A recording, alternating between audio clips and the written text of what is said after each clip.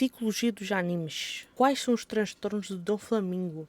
Psicologia do One Piece. Nossa, mano, analisar personagem é foda. Let's go.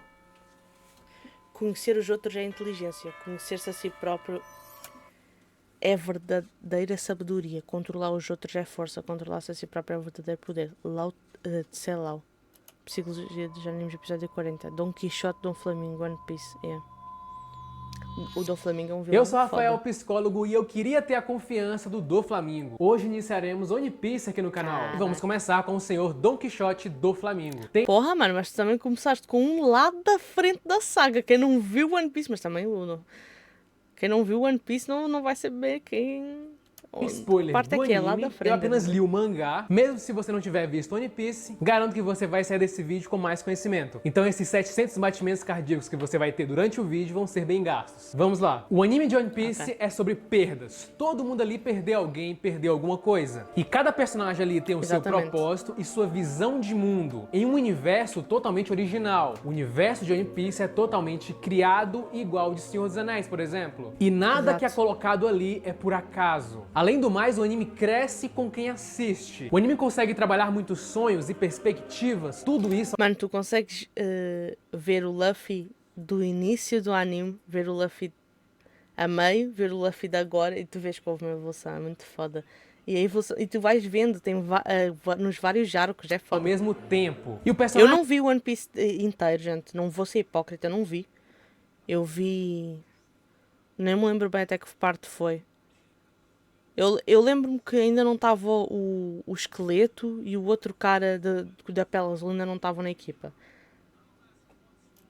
que vai estrear aqui no canal, Agora, conhecer os dois lados da moeda, o céu e o inferno, literalmente. Oda Exato. criou um vilão cruel e muito amado. Eu acho que a palavra que define esse personagem é o caos. Doflamingo odeia o tédio. Ele é de origem um nobre celestial. Quando pequeno, ele sempre foi mimado. Sempre teve escravos, assim como todos os nobres. Para quem não sabe o que é um nobre celestial, é basicamente tipo assim, os gajos que estão tipo acima de toda a gente, têm mais poder que toda a gente.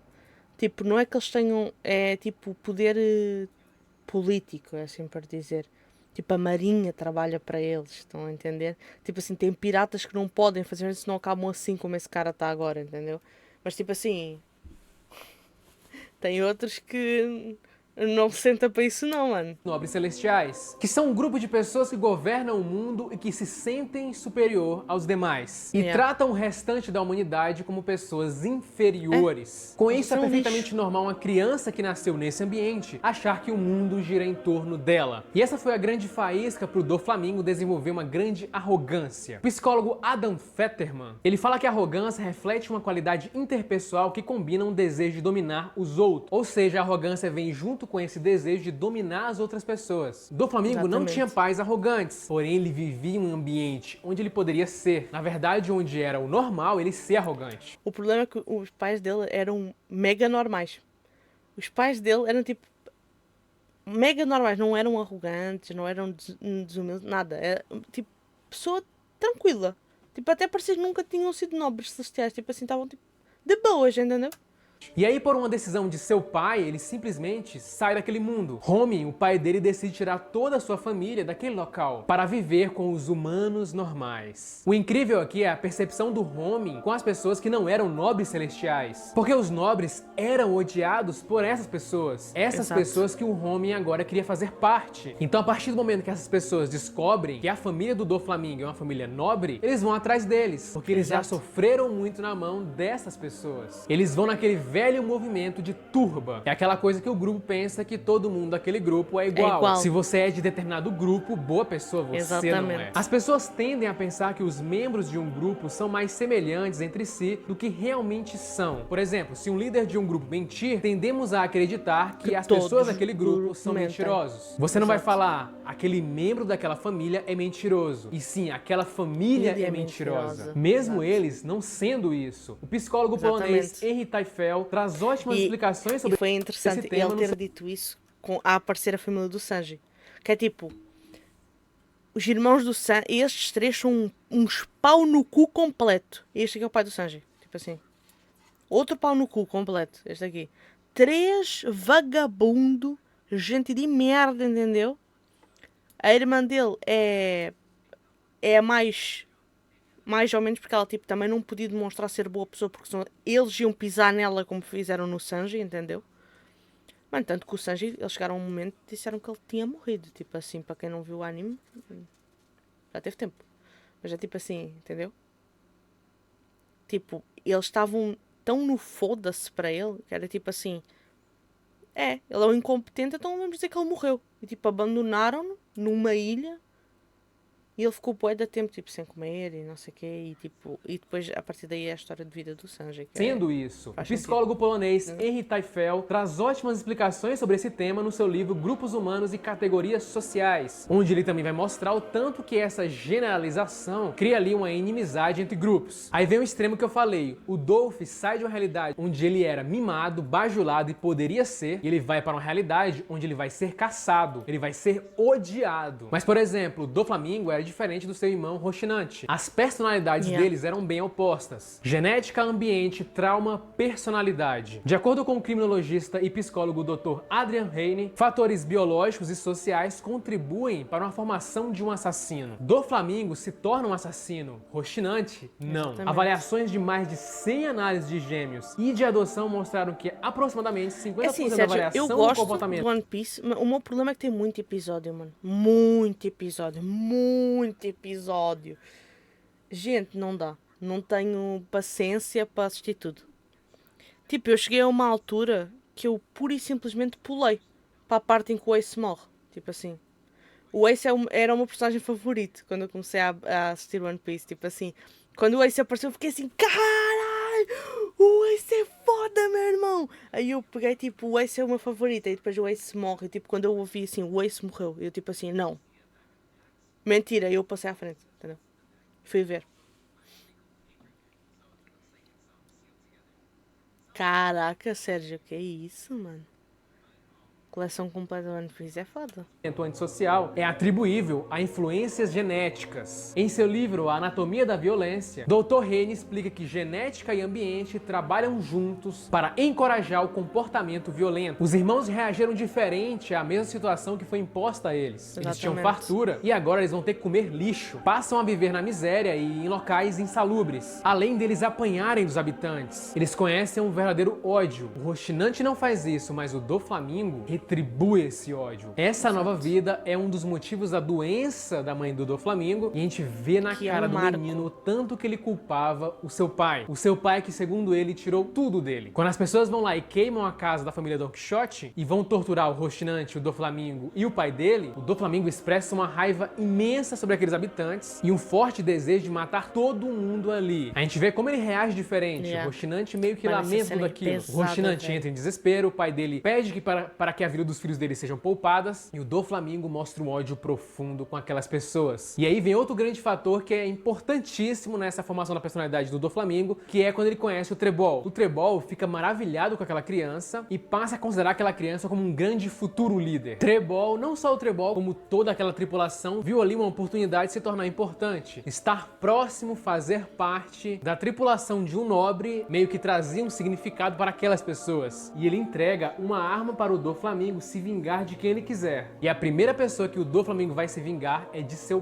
pai. Doflamingo mata seu pai na frente do seu irmão e leva a cabeça dele para os nobres com a intenção de entrar novamente para aquele grupo. É uma cena muito marcante porque é como se o Doflamingo estivesse se vingando. Ele realmente culpa o pai pela morte da mãe dele. Aquele ato dele, acima de tudo, é um ato de vingança. Só que o Trebol, passando a tratar ele como superior, ele dando proteção pro Doflamingo, das pessoas que batem nele, o Doflamingo tropeça em uma calçada e o seu seus seguidores vão lá e queimam a cidade apenas por isso. Ou seja, ele começa a proteger aquela criança e a tratá-la como superior. Uma criança que já tinha ali um certo narcisismo aumentado. Doflamingo tem traços fortíssimos de transtorno de personalidade narcisista também, como alta arrogância, falta de empatia, exploração dos outros para alcançar seus objetivos, convicção de que... importava-se tanto com a mãe dele, mas tipo, estava a cagar pro irmão. Tipo, foda-se o meu irmão.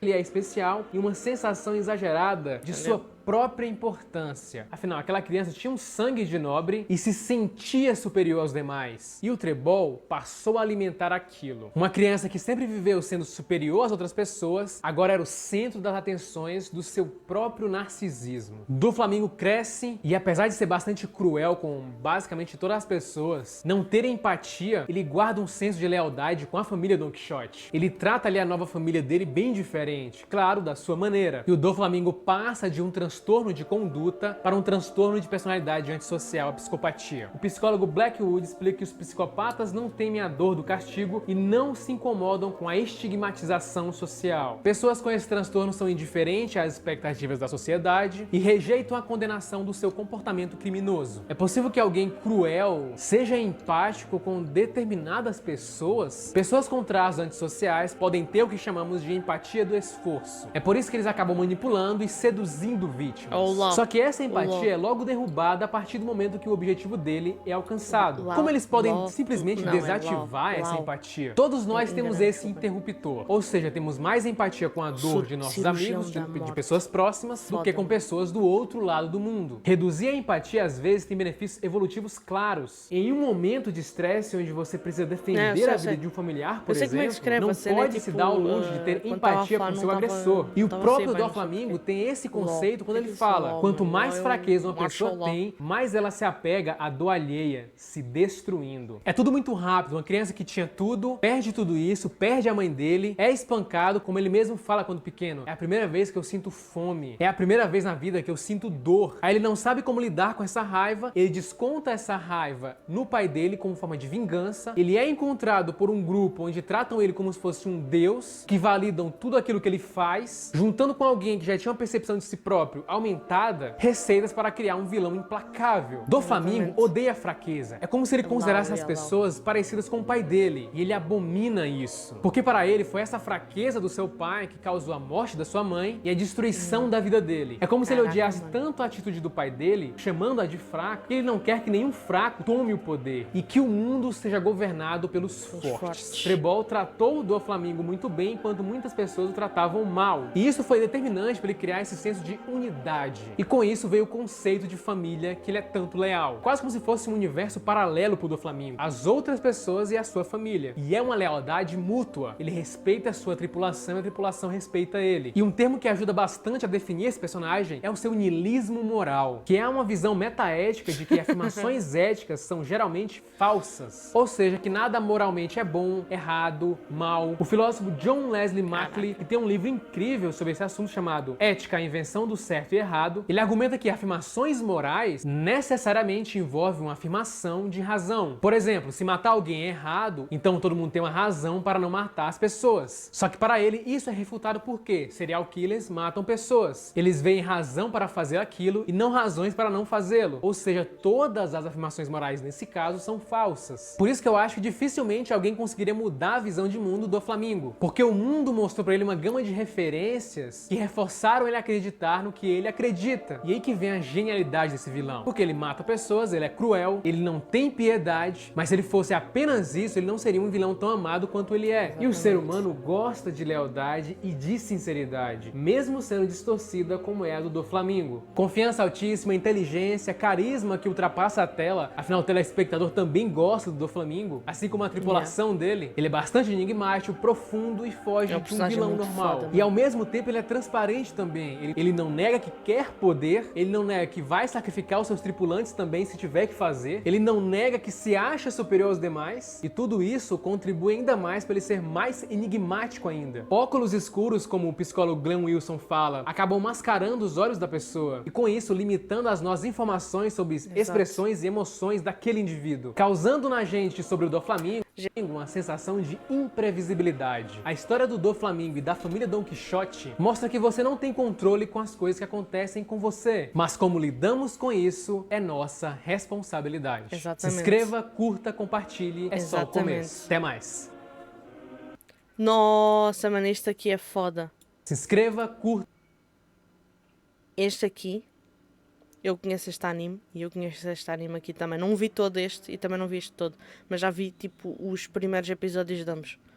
São animes muito fixe. Eu parei de assistir, acho que estava assim, mas estava tipo a ser um episódio por semana e eu nunca mais vi. Depois acumulou e eu tipo, deixa para lá, entendeu? Gostei. Dá para a gente ver mais depois, de outros. Até podemos, por exemplo, ver do Freezer ou assim. Ou, sei lá, de outros personagens. Eu achei bem bacana, tá bem?